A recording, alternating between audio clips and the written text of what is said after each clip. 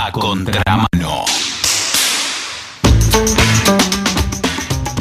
El aceite de cannabis es una muy interesante novedad, discutida, a veces sin razón. Tenemos la posibilidad de hablar con alguien que sabe de verdad, y nos va a hablar de las aplicaciones que tiene sobre diferentes formas de epilepsia. Ella nos contará en detalle. Estamos en contacto con Silvia Kochen, que es neuróloga, investigadora principal del CONICET, profesora de neurología de la Facultad de Medicina de la UBA y docente de posgrado en la UNAJ, Universidad Nacional Arturo Jauretche. ¿Cómo te va, Silvia? Simón te saluda. Hola, ¿qué tal? Buenos días. Muchas gracias por hablar con nosotros. A ver, echa un poquito de luz.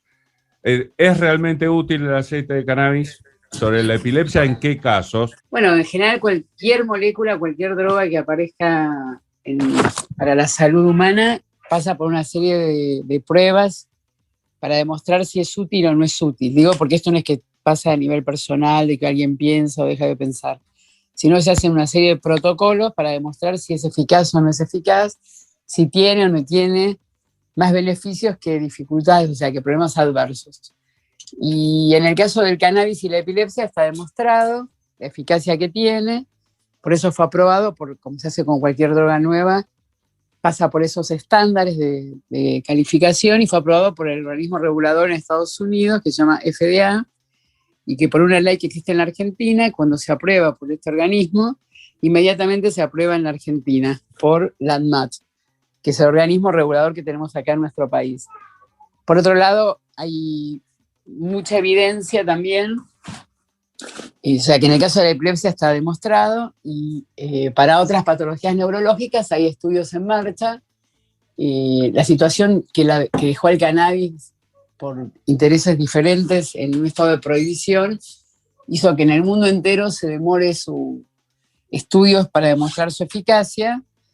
Sin embargo, a pesar de que ahora todo el mundo piensa que es nuevo, hace 2800 años antes de Cristo aparecen los primeros reportes del uso del cannabis en la salud humana. Digo porque muy nuevo no es. Nosotros estamos haciendo una diplomatura organizada por la red de cannabis medicinal del CONICET, que yo coordino, junto con el programa de cannabis del Ministerio de Salud de la Nación, que coordina Marcelo Morante, y la alojamos en la Universidad Arturo Jauretche. Y en la diplomatura intervienen docentes que venimos del CONICET, de la salud, de las universidades, junto a docentes que pertenecen a distintas organizaciones no gubernamentales y que vienen trabajando desde hace mucho tiempo con el cannabis medicinal. Porque sabemos, estamos convencidos, y la evidencia lo demuestra, que estos saberes están distribuidos en distintos lugares, como decía. Por eso, para explicar el material vegetal, qué significa la planta, las características que tiene, hay docentes del INTA, del INASE, que es el Instituto Nacional de la Semilla, junto a estos otros compañeros que trabajan en estas ONGs. Y creo que es importante esto que estoy mencionando porque no se puede soslayar esta situación, ¿no? Obvio. Y a ver, bueno, me parece que esto es importante. Te hago una pregunta bien de burro. Me parece que la gente está más a mi nivel que al tuyo. Entonces, arranquemos de lo básico. El aceite de cannabis no es el cannabis. ¿Qué diferencias tiene? En realidad la planta siempre es una, que es la planta de marihuana, y como cuando uno hace la extracción del material de la planta de marihuana, tiene distintos componentes. Hay muchos componentes, más o menos se calcula alrededor de 120, pero que se identificaron hay dos fundamentalmente, que es el THC, que es el que tiene más efectos psicoactivos, y que es el que normalmente tiene mayor concentración cuando uno se arma un cigarrillo de marihuana y lo usa, se dice, de tipo recreativo.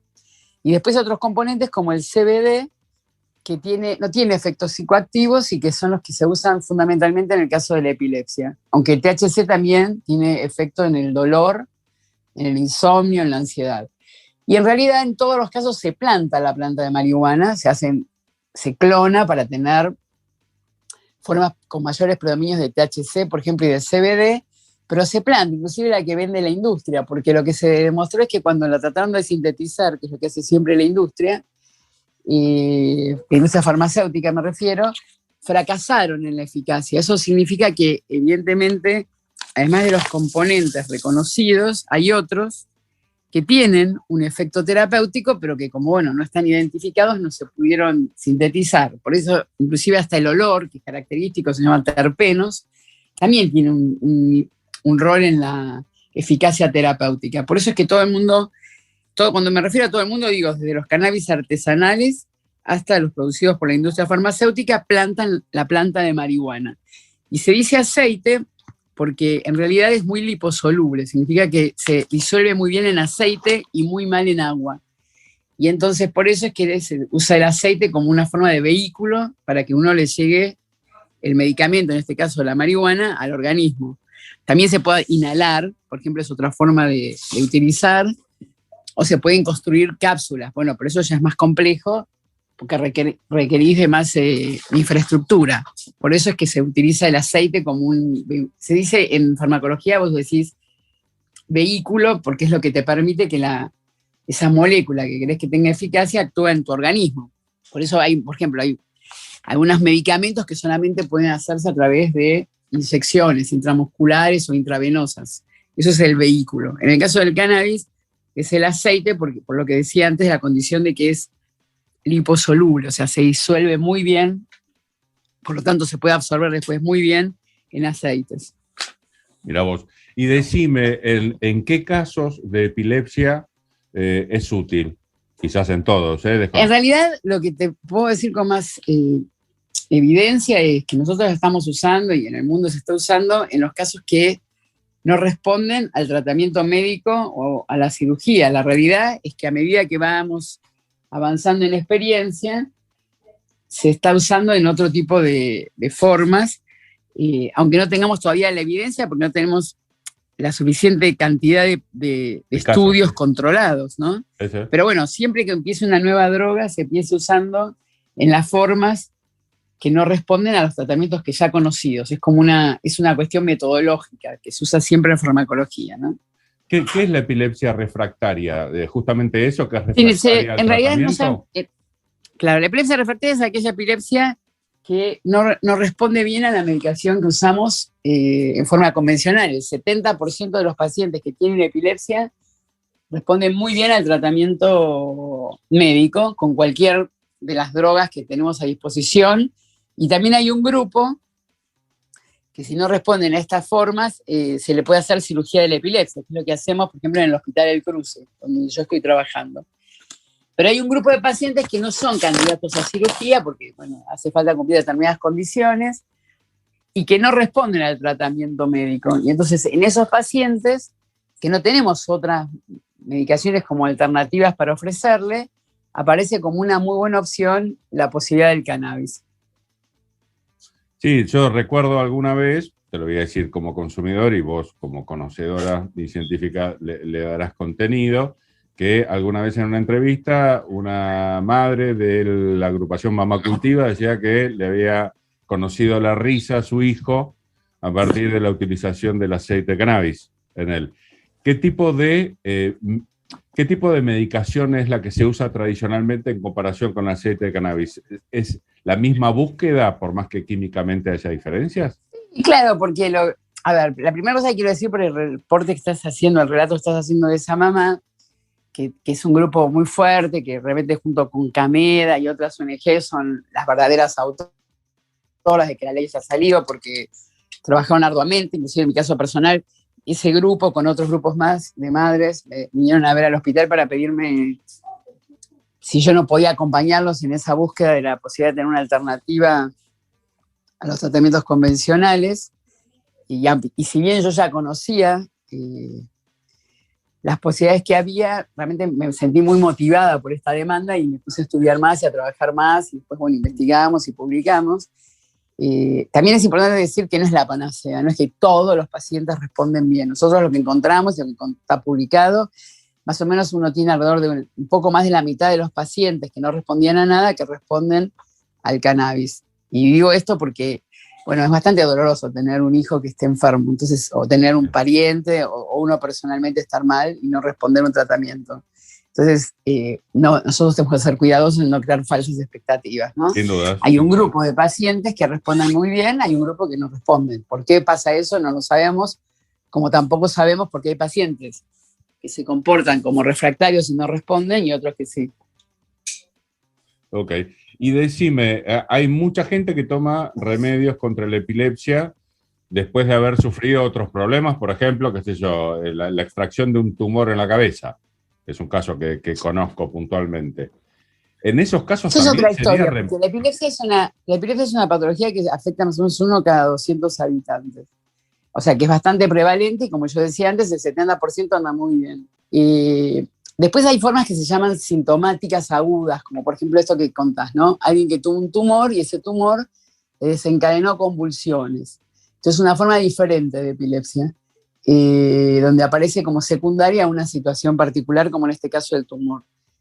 La mayoría de los pacientes que tienen epilepsia, o no sabemos por qué la tienen, no encontramos la causa, o son causas más de tipo, que nosotros decimos que puede ser que está genética, lo cual no es hereditario, sino genético, por ejemplo, que tienen una alteración en el desarrollo de la corteza o situaciones similares. Ah, ok. En este caso sí, el motivo está más que claro y podría ser útil la utilización de aceite de cannabis. Siempre es útil si no responde a la medicación que se le... Nosotros en primera instancia no damos cannabis, en primera instancia damos la medicación que más conocemos, que más sabemos, que son las medicaciones que usamos habitualmente. Cuando el paciente no tiene respuesta a ese tratamiento, entonces en ese caso usamos como alternativa la posibilidad del cannabis.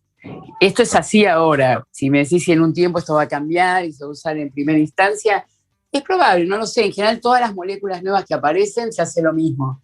Hay una cosa, por eso decía, como una sistemática que vos usás lo conocido, se hace un add-on, o sea, se agrega la nueva molécula cuando no hay respuesta, y si en realidad a esa nueva molécula que le agregaste, el paciente responde bien, se comienza a retirar la anterior. Esto es así, es Sí, sí, es como una estrategia de tratamiento, parece, ¿no? Sí, que se hace siempre igual, ¿no?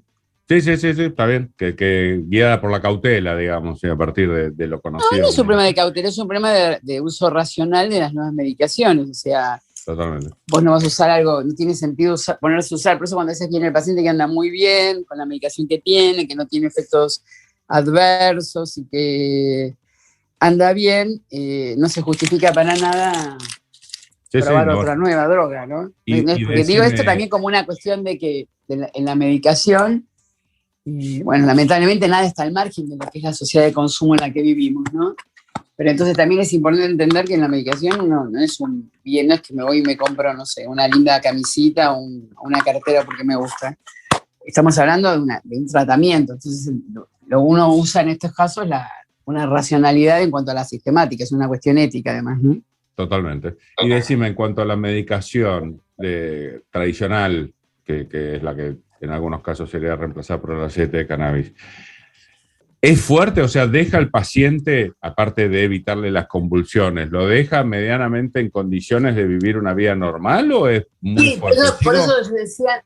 Hablando del ejemplo que me impresionó, que vos le pondrás todos los matices como científica, ese ejemplo de la madre que decía que le había conocido la risa al nene. Pero eso es otra cosa, porque esa mamá que cuenta eso seguramente usaba, su hijito usaba medicación que no respondía al tratamiento convencional, o sea, que entra en el grupo de lo que decimos formas refractarias de epilepsia, y entonces en ese caso encontró una medicación que tuvo buena respuesta, y entonces cuenta lo que ella vivió, lo que le pasó. Es lo mismo que si yo le doy otras medicaciones convencionales y clásicas y hay buena respuesta y el paciente está bien, bueno, esto pasa muy frecuentemente en la historia de la medicina. O sea, el paciente totalmente igual, como muy vos no conociste con nosotros y demás. El caso, como vos no escuchaste de primera mano este caso al que yo estoy haciendo referencia, te lo completo. Ella decía que estaba constantemente babeando, ponerle el bebé, el nenito. Primero que la epilepsia, yo te voy a explicar porque también me parece importante para que todo el mundo entienda, ¿no? ¿Qué te parece? Obvio.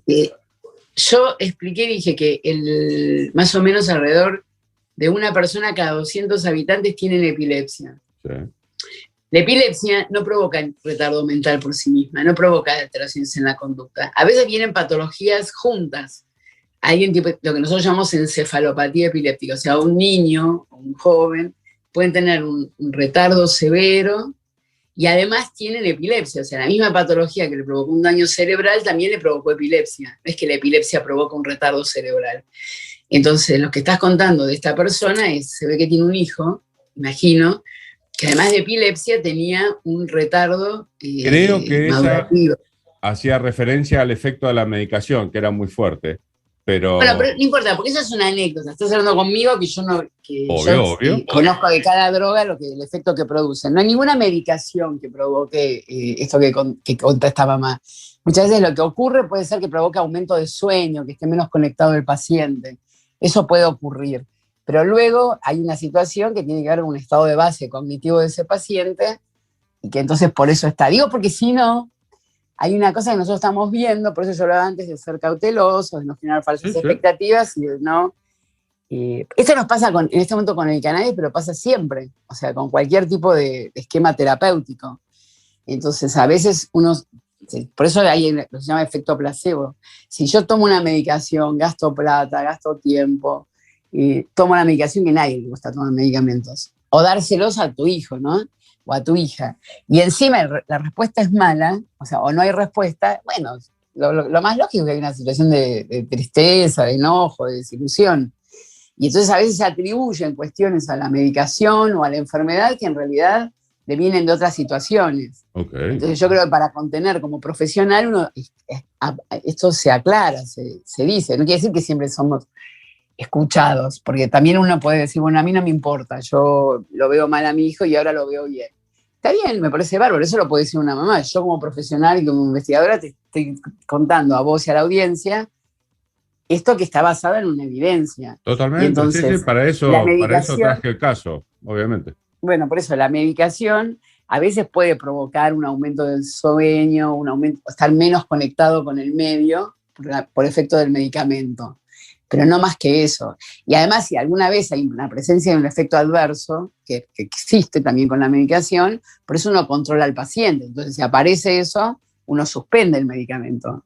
Esto es tanto a nivel de la esfera cognitiva como si de repente el paciente tiene un rayo alérgico, uno lo suspende en el momento, cosa que puede ocurrir con cualquier medicamento. O sea, una cosa interesante del cannabis justamente es que tiene una presencia de efectos adversos bastante reducida, no quiere decir que no tenga, pero bastante reducida y muy reversible cuando se lo deja de usar, y además no hay dosis letal de cannabis, o sea, no hay ningún reporte de muerte por uso de cannabis, lo cual también la pone en un lugar muy interesante, ¿no?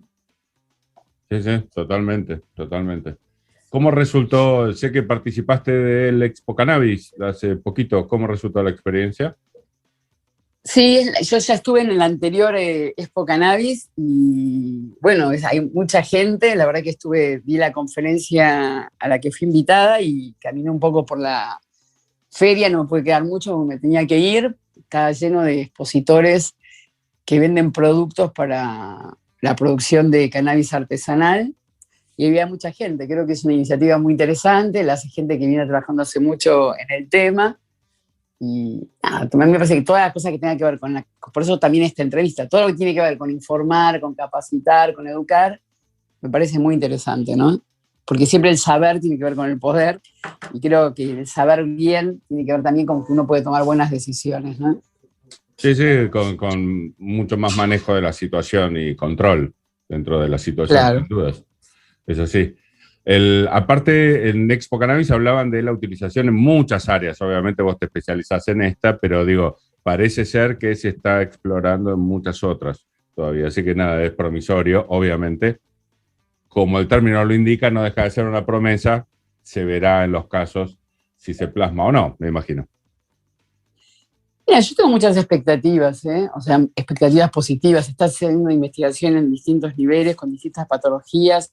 Hay un sistema endocannabinoides, que significa que nuestro organismo, que se descubrió más o menos en los 50, 60 del siglo pasado, que significa que nosotros tenemos estructuras de receptores que tienen una forma muy similar a lo que se encuentra en los fitocannabinoides. Se piensa que inclusive toda la planta, la marihuana, cuando uno la toma, actúa a través de estos receptores y que ocurren en nuestros organismos y que actúan en situaciones así de disminuir la excitabilidad del sistema nervioso, en procesos inmunológicos.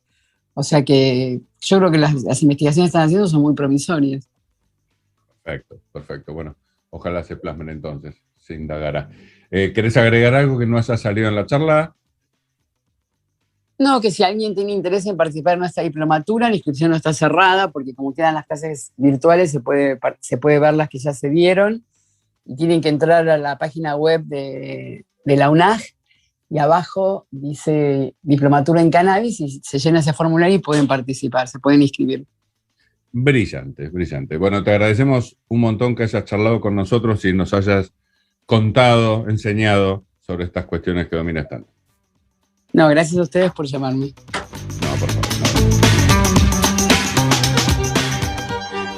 Si no pensás, alguien lo va a hacer por vos. A contramano. Información y reflexión. ¡Espectacular!